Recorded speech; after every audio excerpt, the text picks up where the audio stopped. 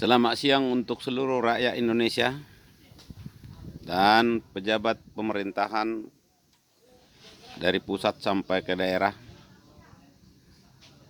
Dari sini, Ujung Tanjung Rohil,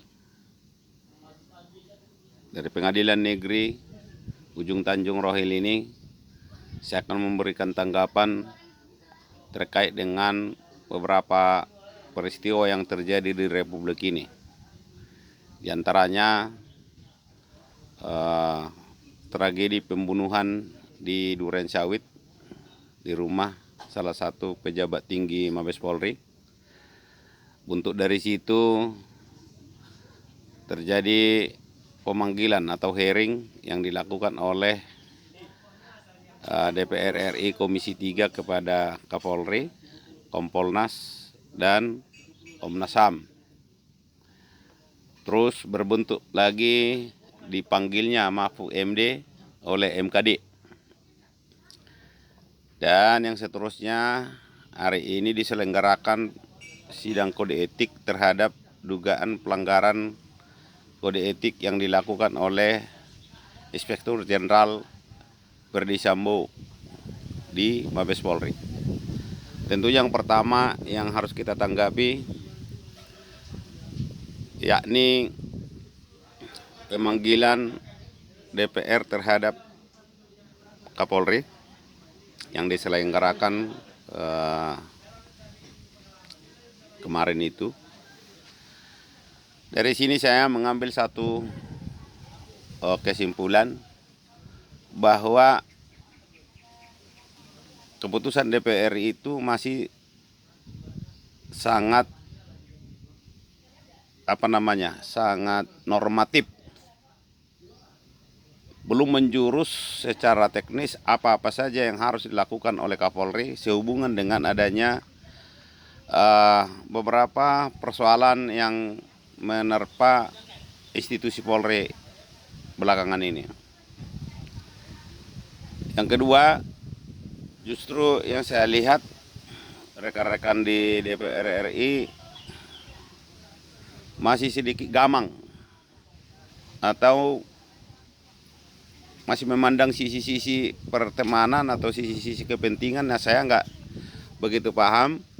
Tetapi yang saya lihat itu mereka masih ada kegamangan dalam hal menyampaikan sesuatu yang keluar dari aspirasi rakyat. Oleh karena itu, dari keseluruhan yang kita tampung dari hasil hearing itu masih sedikit mengambang. Yang kedua, soal pemanggilan MKD terhadap Mahfud MD atas beberapa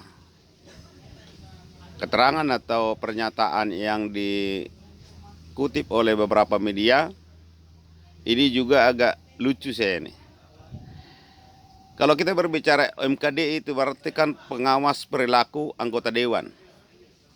Nah, pengawas perilaku anggota dewan ini bertugas antara lain memberikan sanksi disiplin terhadap dugaan pelanggaran kode etik yang dilakukan oleh anggota DPR itu sendiri. Nah, untuk mencari atau menggali fakta-fakta yang berkaitan dengan dugaan adanya pelanggaran itu tentu di sini dibutuhkan keterangan saksi, keterangan ahli, keterangan terlapor. Baru kemudian itu akan dipertimbangkan berat ringannya hukuman yang akan dijatuhkan kepada yang diduga melakukan perbuatan melanggar kode etik itu. Tetapi yang ironi atau lucu di sini, tidak ada terlapor, tidak ada yang disidangkan, tetapi saksinya dihadirkan. Nah, pertanyaannya, apakah mereka tidak paham atau memang ini hanya sekedar bikin sensasi? Kalau ini bikin sensasi, ngapain dengan cara seperti itu? Banyak sensasi lain yang bisa kita lakukan. Ya kan? Yang berikutnya, hari ini dilaksanakan sidang kode etik terhadap Verdi Sambo atas dugaan pelanggaran kode etik yang terjadi pada tanggal 8 Juli 2021 dua-dua di rumah dinas di Duren Sawit. Dan atas dasar itu Irjen Sambo membuat surat terbuka atau membuat satu surat yang pada pokoknya meminta maaf kepada senior-senior dan jajaran institusi Polri yang menerima dampak dari apa yang diperbuatnya. Tetapi di sini saya melihat beliau itu belum begitu satria. Kalau dia yang selaku jenderal yang punya satria atau patriotisme, semestinya dia menyampaikan secara tegas di dalam suratnya itu bahwa dia bersedia mundur. Kenapa mundur? Karena dia sudah memperlihatkan sesuatu tindakan yang membuat rusaknya citra Polri. Oleh karena itu dia harus bertanggung jawab. Pertanggungjawabannya itu harus diwujudkan dalam bentuk pengunduran diri. Ya. Nah, yang kita khawatirkan nanti Dewan Etik yang ada di Mabes Polri itu tidak sungguh-sungguh untuk menjatuhkan sanksi terberat. Akhirnya apa yang terjadi?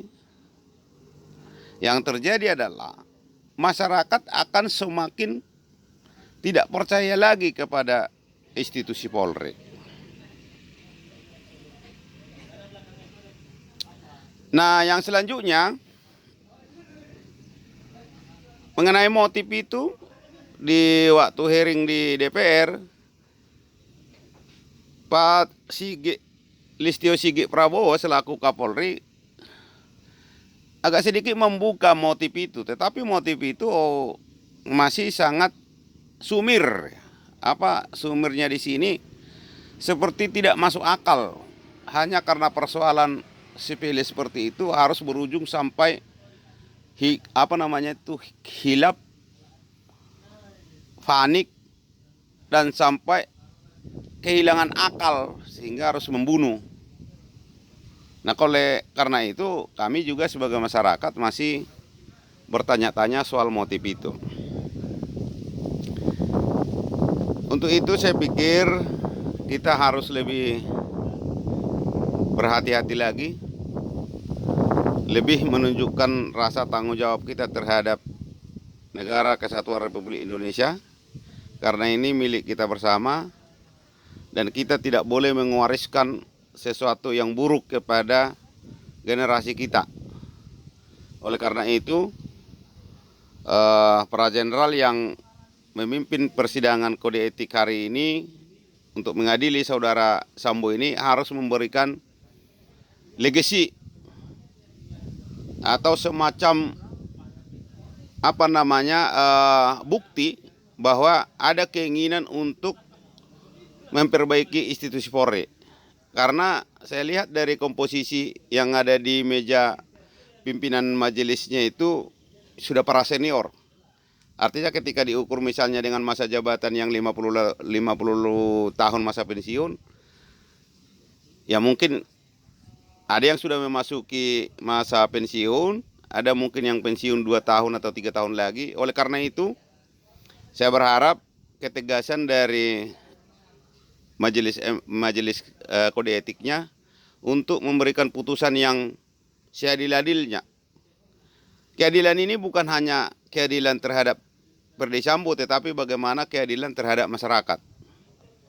Itu mungkin yang bisa kami sampaikan, pesan dari halaman Pengadilan Negeri Ujung Tanjung Rohil untuk kita semua. Sekian dan terima kasih.